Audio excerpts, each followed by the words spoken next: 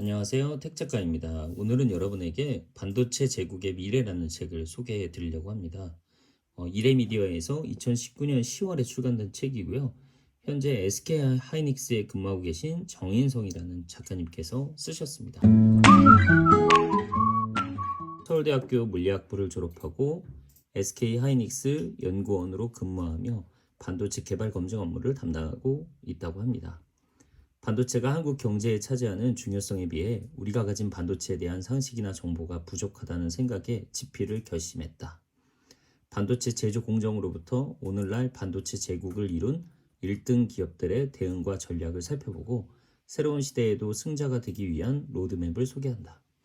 해당 산업의 구성원이자 독자에게 정보를 전달하는 필자로서 현재 세계 1위를 달리는 메모리 반도체뿐 아니라 시스템 반도체 분야에서도 반도체 코리아를 이루는 데 일조하고 싶은 바랍니다. 책의 표지를 보면 삼성전자, 인텔, 그 밖에도 TSMC라든가 ARM, 엔비디아 이런 회사들의 이야기를 담고 있다라고 얘기를 하고 있고요.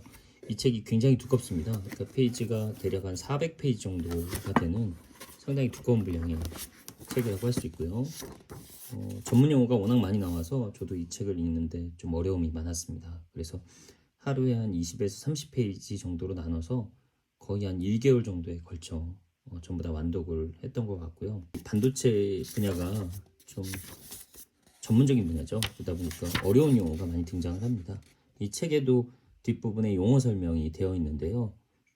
몇 가지 좀 말씀을 드리면 파운드리, 팹, 팹리스, 아날로그 반도체, 메모리 반도체, 시스템 반도체, 대너드 스케일링, NPU, 보조기억 장치 등등등 우리가 평상시에 잘 듣지 못하는 다양한 용어들이 많이 등장을 하고 있습니다.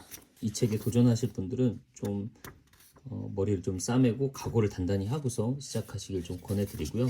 이 책의 목차는 이제 파트 1과 파트 2로 나뉘는데요. 일단 첫 번째 파트는 반도체 제국의 탄생이라는 주제로 되어 있고, 파트 2는 4차 산업혁명 시대 새로운 승자의 법칙들이라는 내용으로 되어 있습니다. 불과 5년 전만 하더라도 이 반도체, 특히 D램 시장에서의 치킨 게임이 아주 치열하게 벌어졌었어요. 당시에 삼성전자, SK하이닉스가 이 경쟁에서 살아남지 못하면 결국은 도태될 수도 있다라는 어떤 위기의식이 팽배했던 시대가 있었습니다. 일본의 엘피다라고 하는 기업은 도산을 했죠. 그런 이야기들이 이 속에 나오거든요. 그러니까 우리가 삼성전자가 지금 세계 D램 시장에 1위를 석권했다고 하지만 사실상 이제 D램 메모리 반도체 분야에서 석권을 하고 있는 것이지, 지금 커져가고 있는 시스템 반도체 쪽, 비메모리라고 보통 얘기를 하죠. 이쪽 분야에서는 아직도 삼성전자가 1위를 하지 못하고 있습니다. 한참 뒤쳐져 있다라고 말씀드릴 수가 있어요. 사실 이 비메모리 반도체의 최강자는 인텔이죠.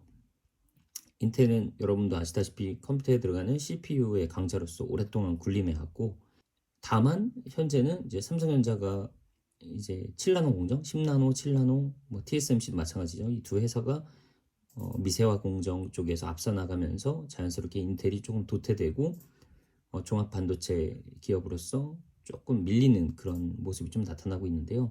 이 책이 이제 2019년 10월에 나온 책이다 보니까 최근 1년간에 있었던 반도체 이슈들은 좀 다루지 못하는 그런 좀 단점은 있습니다. 그래서 파트 1에 보면 1장에서 이제 삼성전자가 그동안 어떠한 과정과 노력을 통해서 지금의 승자로 자리 잡게 되었는지, D램의 승자죠. 메모리 반도체의 승자로 자리 잡게 되었는지 그 역사적인 이야기를 아주 생생하게 전달하고 있고요. 그 다음에 2장에서는 현재 비메모리 반도체 절대 강자로 군림하고 있는 인텔이 어떠한 방식을 통해서 지금까지 성장했는지 이런 이야기가 나오죠. 그리고 또 인텔을 바짝 추격하고 있는 AMD 아시죠? 요새 라이젠이라고 하는 CPU가 팔려나가는 걸로 알고 있는데요. 이 AMD가 인텔을 어떻게 추격하고 있는지 그런 이야기가 나옵니다. 그 밖에 이제 삼성과 인텔 외에 그 팹리스 회사, 파운드리 회사들에 대한 이야기가 나옵니다. 팹리스라고 하는 것은 공장은 가지지 않고 반도체를 설계하는 역할만 하는 그런 설계 회사라고 할 수가 있고요. 파운드리는 반도체를 생산할 능력이 없는 회사들이 이 파운드리 회사들한테 위탁을 해서 생산하게 되는데, 지금 파운드리의 최강자가 이제 대만에 있는 TSMC라는 회사고요. 또 삼성전자도 파운드리 쪽을 상당히 이제 확장해 가고 있는 그런 상황입니다. 어떤 시장의 변화 이런 것들을 좀 다루고 있고요. 파트 2에서는 이제 4차 산업혁명 시대를 맞이하여 이제 반도체가 어떻게 더 큰 산업으로 이제 변해가는지, 그리고 이러한 시대에 새롭게 등장한 승자들은 어떠한 특징을 가지고 있는지 이런 이야기를 하고 있습니다. 4장을 보면 영원한 것은 없다. 승자 기업들의 도전과 과제, 이렇게 해서 뭐 설계 제조의 난이도가 증가하고 있고, 또 모바일 기기가 등장하면서 스마트폰이나 태블릿 이런 거죠.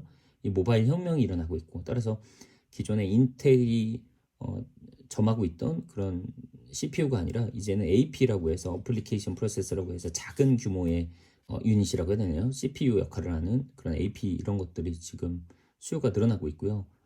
또 인공지능이라든가 가상화 머신 이런 것들이 좀 개발이 되면서 또한 반도체의 새로운 성능과 기능을 또 요구하는 추세고요. 또 차량용 반도체, 이 책에는 등장하지 않지만 최근에 차량용 반도체가 부족 현상 때문에 생산 중단되고 이런 문제들이 지금 벌어지고 있죠. 그 전자제품이나 차량에 특화된 이런 반도체들에 대한 이야기도 여기 나옵니다. 챔피언과 도전자, 뭐 신흥 강자들의 등장과 변화하는 양상에서 인텔, ARM, 그 다음에 엔비디아, TSMC, 구글, 삼성전자 이런 기업들의 그 반도체 쪽의 어떤 사업 전략 이런 것들이 잘 소개가 되어 있습니다. 엔비디아 여러분들 혹시 아실 텐데 옛날에 이제 그래픽 카드 VGA라고 하죠. 그 카드를 주로 만드는 회사였는데요.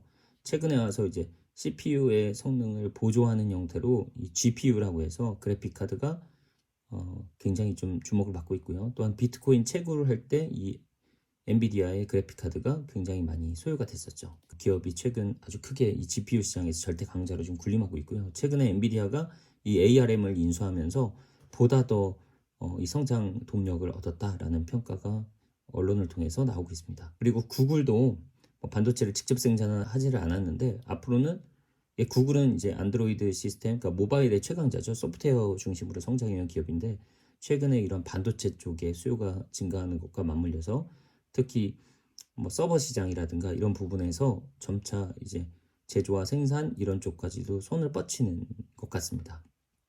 마지막 6장에서는 이제 중국의 반도체 굴기에 대한 이야기가 나옵니다.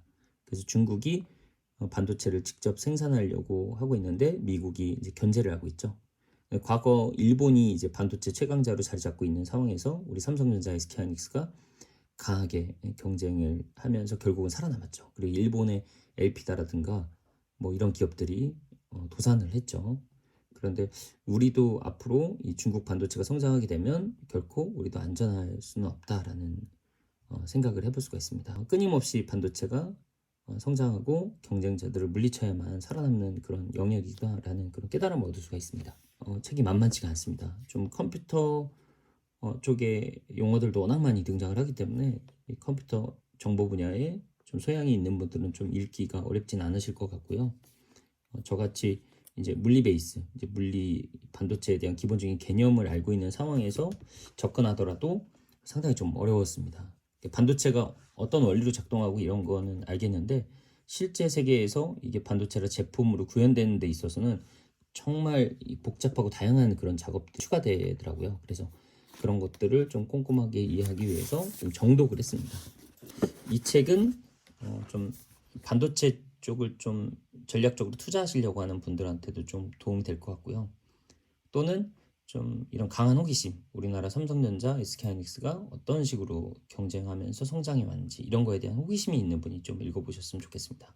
그리고 학생들이 읽기에는 수준이 좀 상당히 높아요. 그래서 어느 정도 좀 전문 지식이 있는 분들이 읽기를 좀 권해드리고 일반인이라면 정말 아주 각오를 하고서 좀 접근해 보시는 게 좋을 것 같습니다.